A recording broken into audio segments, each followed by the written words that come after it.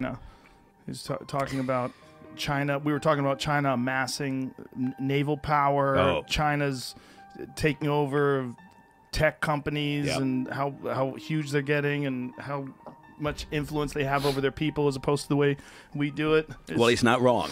No. He's not, yeah, I can't spot the lie in what you just said, but I mean, look, there's so much we can talk about, but if you think about it, just in the past handful of months, there was this SolarWinds hack, right, by the Russians.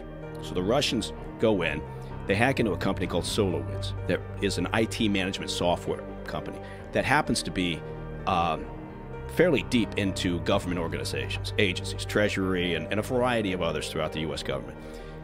And they're also into parts of the intel community, Defense Department, and a lot of commercial sectors. So anyway, the Russians figure this out. Now, around about December or January, Microsoft, identified this as a problem. And I think it was the head of Microsoft said, this looks like the most sophisticated attack we've ever seen.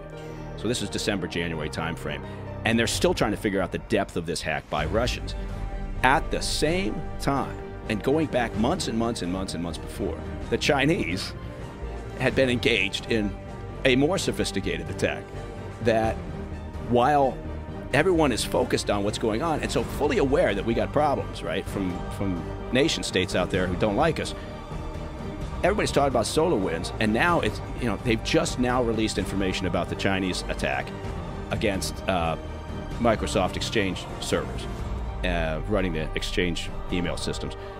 And this thing is enormous. And so the Chinese, we've been so focused for 4 years on the Russians, and they're out there to cause us all sorts of problems. So we should be focused on them.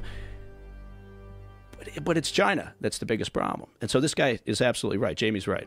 It was terrifying. Yeah. Listen to what he was talking about, the way he was explaining how they have this plan. I think he said 2049 to be the global superpower of the world and essentially take the place of what America used to be.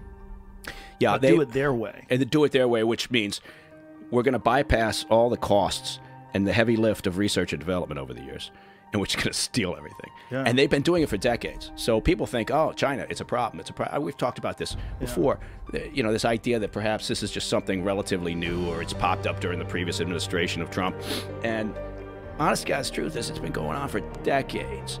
And they decided that that's how they're going to get to the top of the food chain, is by stealing shit, because it's a lot easier to hoover up everything and then reverse engineer it. And the technology has made it even easier, right? It used to be old school. They'd go out and recruit somebody. They'd find some Chinese American working for a company here in the States. They'd appeal to sort of, you got to help the motherland, and they would. And that was the old school way of doing it. But, cyber theft it's incredible what they're able to do. And this latest attack, well, they're still trying to sort out the mess, right? So when they do this, so if they get into this email server, are they targeting anything specific? Is there specific companies? Are they just like throwing a net out there and seeing what they catch? Yes, is the answer to both of those. It looks like what happened here was that their initial point of attack, or the initial focus, was intelligence, right?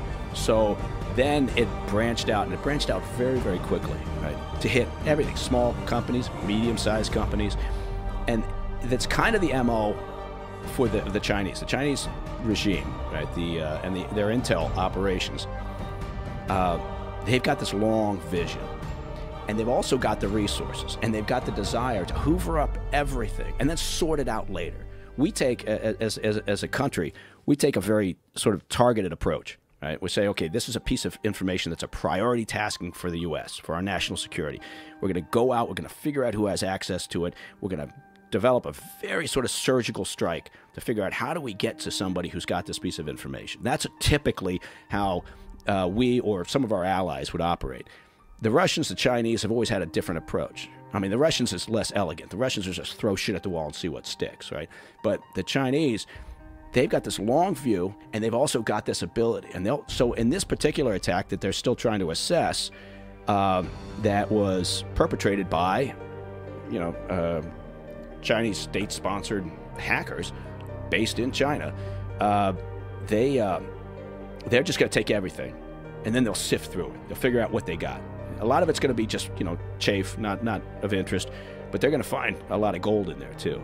And they're willing to do that because they've got the patience to do it. They'll develop a target. They'll develop a potential recruit for years and years and years. Or they'll infiltrate a society or an organization, right? They'll put a student out here who's actually working for the PLA, for their intel operations, and they'll put him out as an undergrad. And then they'll go to school, and they'll get good grades, and they'll go to a grad school, and then they'll get a job, and they'll get another job, and then 30 years down the line, it may pay off. But they're willing to make that investment. So we should be scared. Well, we shouldn't be scared, but we should, yeah. I don't think we should be scared, but I think what we should be is pragmatic and understand why.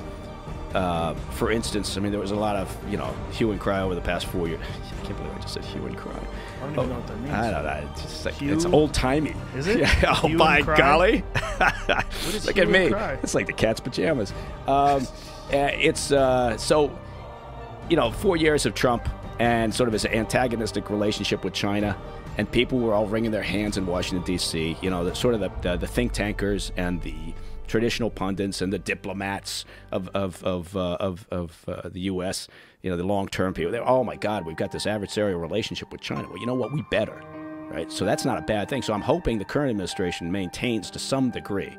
And we'll see what happens. They still haven't responded to the SolarWinds, to the Russian hack, right? They're talking about it. Now they're saying they're gonna engage in several clandestine retaliatory acts.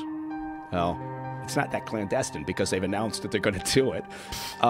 And so, but I'm hoping that they will take serious action against the SolarWinds Russian act. But they've got to, with China, they've got to maintain this posture. We've got to make it clear and understood to the Chinese regime that we're not going to put up with this shit. They're going to keep doing it, but we got to make it painful for them. So how do you make it painful? Well, it's the old word sanctions. You got to go with the sanctions because there's not much else. Trade wars, I know everybody hates a trade war. Not everybody, but you've got to find a way, because the problem with cyber shenanigans is that there's no real clear definition, right? We know if a country fires a ballistic missile off, we know what the retaliatory act is. We know what an appropriate response is. In cyberspace, when you're talking about warfare, coming up with a definition is very difficult. It hasn't been done yet. We've got cyber community, right? And we're still trying to sort out what are appropriate responses, because they can escalate quickly, right? Next thing you know, they get shut down our infrastructure, right? Well, that's what I wanted to talk to you about. Supposedly what they did in India.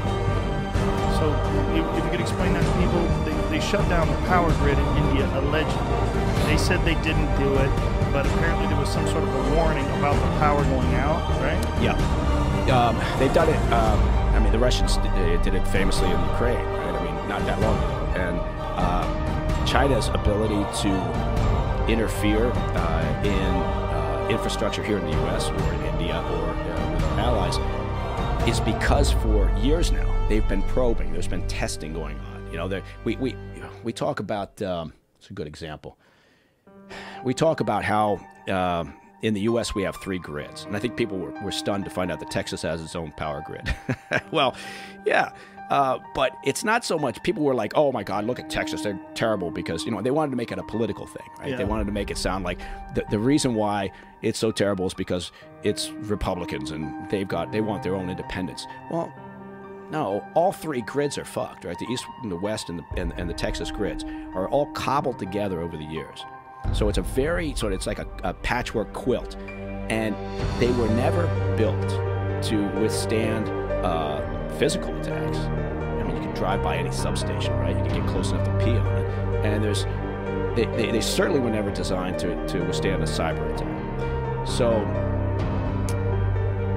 over the years, what goes on is essentially a mapping exercise, where whether it's the Russians, whether it's the Chinese, whether it's the North Koreans using Chinese capabilities, whether it's the Iranians, whomever, They're in there probing and trying to understand the weaknesses, and they're drawing up a map. Now, the reason why they're doing that is to have a game plan, right? And I guarantee you, sitting on the desk somewhere not too far from, you know, Xi's office is a playbook that says, if this thing escalates, here's what we're going to do. And if you think like it was bad in Texas, you know, a couple of weeks ago when, you know, the power was out, and it was bad, but think about that lasting for 8, 10, 12 weeks around the country, right? Power grid shut down. What happens? You can't transport shit, right? You can't get cash. Fuel doesn't get to the gas stations. Food doesn't get to the stores. There's, you know, depending on the time of year, heat issues, obviously, water supplies.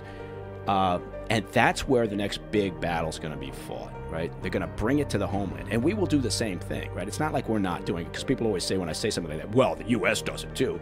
I think, well, fuck yeah, the U.S. does it. We better hope we're prepared. Does that frustrate you when people say that?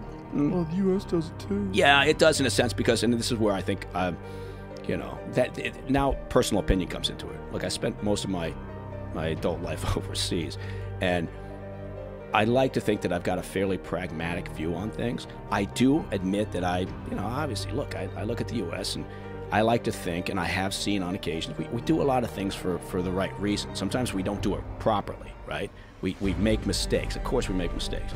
But we try to self-correct. I guarantee you, if we're talking about the major powers out there, if we're talking about China and us, if we're talking about the Chinese regime, I'm talking about, obviously, if we're talking about the Russians, the Iranians, the North Koreans, we better hope that we stay up there, right? And are able to exert influence and leverage and control at the top, right? Because if it, and again, maybe I'm wrong here, but the Chinese don't view anything in an altruistic manner. The Chinese regime, right? It's all about self-interest. And sometimes, I'll tell you what's frustrating, sometimes is we seem to be the only country out there that apologizes, right, for that sort of thing. And so when we act in our own best interest, and we go, well, we're really sorry about that. We're kind of acting in our own best interest. Well, every other nation does it, and they don't give a fuck. Yeah, but shouldn't we be the moral high ground for the world? I think we should. I think it's nice if we do all the same shit they do. We say, sorry. Yeah. As long as we do all the same shit. I guess it doesn't cost anything to say sorry. It's not a bad thing. It's not a bad thing. We're setting a tone. Yeah, I guess that's true. As long as we're also then at the same time acting in our own best interest. Yeah. Because we have to be pragmatic. If we think that somehow, you know, look at climate change. That's obviously, it's back on the table. It's a big issue. It's a major policy direction. Hey, fine, great. Who doesn't want clean energy? But, you know, to act as if China's not the number one polluter out there is insane. Yeah, that's where it gets weird. Yeah, it gets a little weird. Giant difference between the amount of particulates, the amount of pollution, the amount of CO2. You know, I think they've tried hard to mitigate that over the last few years in particular. But you remember when they had the Beijing Olympics? Yes. And they had to shut everything down because the air quality was so bad that the athletes, you know, it would actually be dangerous for the athletes to perform and to compete.